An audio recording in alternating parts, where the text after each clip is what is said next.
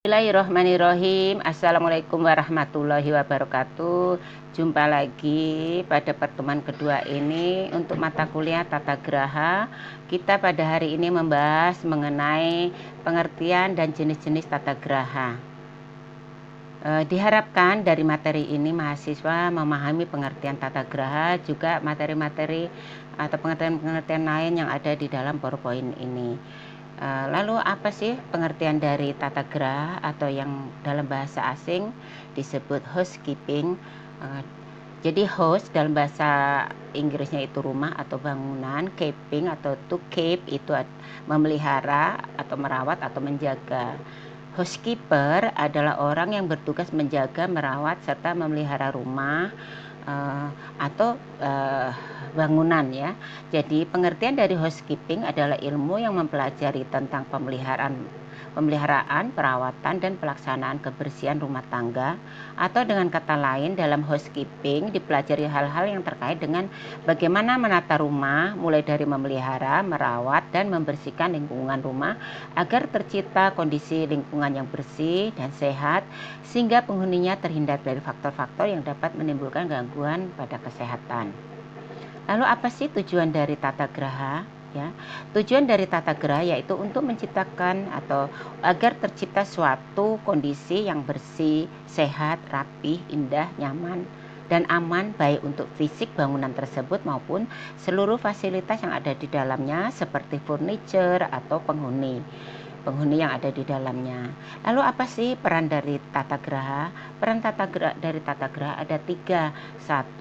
Peran tata graha menciptakan lingkungan yang bersih, sehat, nyaman, aman, dan indah.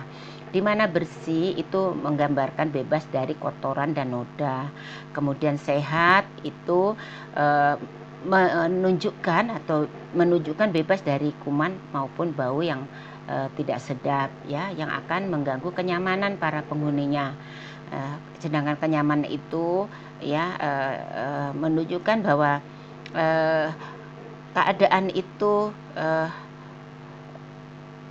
menampilkan kerapihan, keindahan dan menyenangkan ya, menyenangkan bagi penghuninya. Kemudian aman ya, menciptakan lingkungan yang aman, yaitu aman terhindar dari kemungkinan terjadinya kecelakaan ya. Nah, kemudian peran yang kedua memberikan first impression, yaitu kesan pertama pada tamu ya.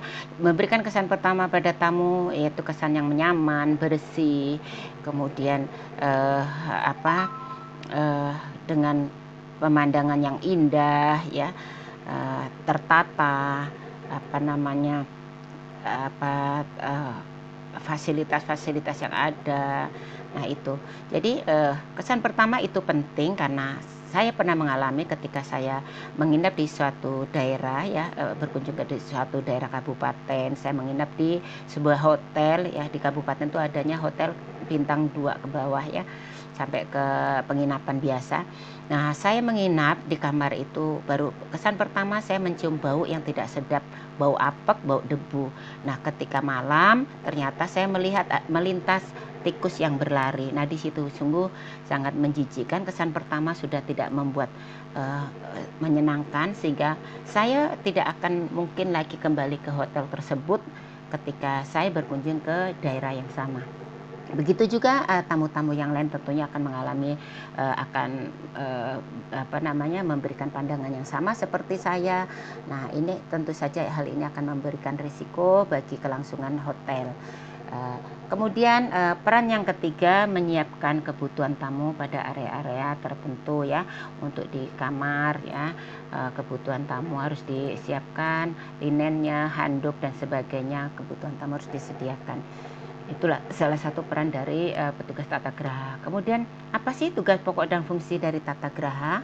Tugas pokoknya yaitu menyelenggarakan kebersihan dan memelihara area serta perlengkapannya untuk menciptakan suasana nyaman dan aman serta menyenangkan bagi tamu dan bagi juga karyawan. Lalu apa sih fungsi pokok dari tata graha? Ada 7 ya. 1. Menyelenggarakan pembersihan secara teratur terhadap semua kamar tamu atau ruang umum untuk tamu dan ruang pelayanan. Kemudian yang kedua, membuat dekorasi baik untuk di dalam ruangan maupun di luar ruangan ya. Dekorasi itu bisa meletakkan tanaman-tanaman hias ya di dalam ruangan yang dapat menyerap udara ya, debu ya, partikel-partikel debu. Kan ada tanaman yang dapat menyerap partikel-partikel debu ya, selain menciptakan suatu keindahan juga bermanfaat untuk penyaringan udara. Begitu juga yang di luar. Kemudian fungsi pokok yang ketiga yaitu mengatur seluruh perabotan di dalam kamar ya. Jadi perabotan ditata dengan rapi, juga kebersihannya itu penting. Kemudian yang keempat, menangani linen dan pakaian seragam kerja karyawan atau uniform ya. Ini biasanya tata geraha yang menangani linen maupun uniform ini adalah tata geraha hotel, rumah sakit maupun klinik ya. Kemudian yang kelima, menyelenggarakan administrasi pemeliharaan dan membuat laporan. Nah, seorang tata geraha itu harus melakukan penataan ya, penata laksanaan atau pengadministrasian ya. Jadi di sini ada pencatatan, misalnya barang-barang yang masuk, yang diterima, misalnya apa sih, misalnya bahan pembersih ya, yang diterima dicatat, kemudian apabila digunakan maka juga dicatat sebagai suatu pengeluaran. Kemudian membuat laporan, karena laporan ini penting sebagai bahan evaluasi apabila terjadi suatu kegagalan di sini atau ketidakberhasilan, maka perlu adanya perbaikan ke depannya. Kemudian yang keenam, fungsi pokok yang keenam yaitu menyusun rencana pembiayaan, pembersihan dan pemeliharaan. Nah, ini penting ya, karena rencana pembiayaan itu tentunya ini untuk pengadaan bahan pembersih maupun pemeliharaan peralatan ya. Tanpa tertangani dengan baik, tersedia dengan baik peralatan yang baik maupun pembersih, ketersediaan pembersih, maka fungsi dari tata geraha fungsi yang keenam ini tidak akan terwujud. Kemudian fungsi yang ketujuh yaitu membina kerjasama yang baik dengan semua departemen di hotel. Nah, ini apabila tata geraha ini tata geraha hotel, maka para petugas tata geraha itu harus bekerja sama dengan baik dengan departemen-departemen lain. Begitu juga apabila di rumah sakit maupun apabila tata geraha rumah sakit maupun tata geraha klinik, di dalamnya ada bagian-bagian ya, maka petugas tata geraha, bagian-bagian tata geraha itu harus ada kerjasama dengan bagian-bagian yang lain. Setidaknya di sini untuk mendapatkan masukan keberhasilan atau kegagalan, sehingga untuk perbaikan ke depannya ya. Jadi demikian. Kemudian apa sih sasaran dari housekeeping ya? Sasaran dari housekeeping itu ada 4, yaitu kebersihan, kerapian, kelengkapan, dan fasilitas. Jadi sasaran kebersihan, sasaran housekeeping terkait dengan kebersihan yaitu suatu hotel kan sangat menentukan tuh. Bila kebersihan terjaga dengan baik, maka tamu akan merasa nyaman dan tenang karena sanitasi dan hygiene terjamin. Bahkan banyak tamu yang menentukan pilihan suatu hotel karena kebersihan hotel tersebut ya. Jadi dia punya pengalaman yang baik ya, pengalaman yang terkesan. Jadi sehingga dia ingin ketika berkunjung ke suatu daerah tersebut, dia akan kembali menginap di hotel tersebut. Kemudian kerapihan, sasaran kerapian ya. Jadi housekeeping juga harus memperhatikan ya, sasaran dari housekeeping itu tentang kerapian ya, yang mencakup pengaturan tata letak suatu ruangan dengan perlengkapan serta dekorasi yang serasi, membuat ruangan tersebut menjadi lebih menarik, nyaman ya, sehingga membuat penghuninya merasa betah ya. Kemudian yang ketiga yaitu kelengkapan ya.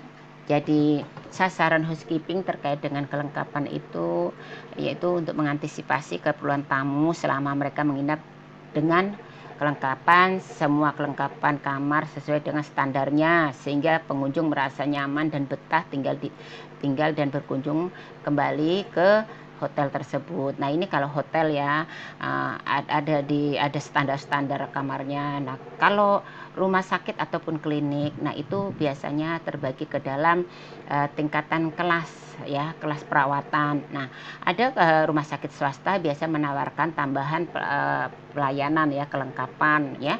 Misalnya pasien itu menggunakan kelas 2. Kelas 2 itu apa sih standar pelayanannya?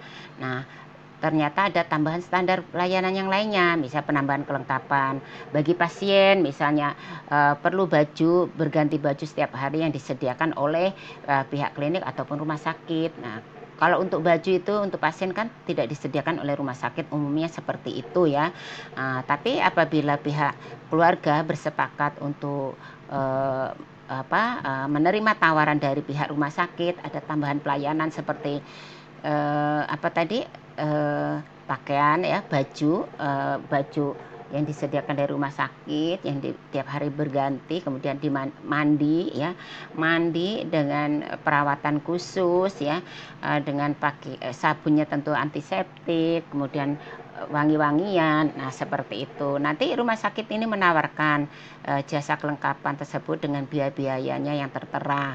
Nah, kemudian keluarga pasien itu apakah bersepakat? Jika bersepakat, maka terjadilah transaksi ya dengan tambahan kelengkapan seperti itu. Nah, kemudian kalau sasaran berikutnya yaitu fasilitas ya. Tata Graha itu memberikan fasilitas yang mencakup semua peralatan yang disediakan agar dapat berfungsi dan dipergunakan oleh tamu hotel ya, sehingga fasilitas tersebut meningkatkan kenyamanan dan tidak mengganggu kegiatan-kegiatan mereka ya, seperti apa misalnya handuk ya, sandal, kemudian apalagi kemudian hair dryer atau apa gitu ya. Nah, ini disediakan dari pihak rumah sakit maupun dari pihak hotel ya. Kalau rumah sakit tidaklah menyediakan hair dryer ya, tapi handuk juga tidak, tapi linen ya, sebatas linen. Kalau hotel ya handuk, sandal, kemudian selain linen ya, kemudian hair dryer atau kelengkapan atau sabun dan sebagainya. Nah, demikian juga kamar itu dalam kondisi harus bersih ya, tertata dengan rapi. Demikian pemaparan untuk hari ini. Terima kasih. Wassalamualaikum warahmatullahi wabarakatuh.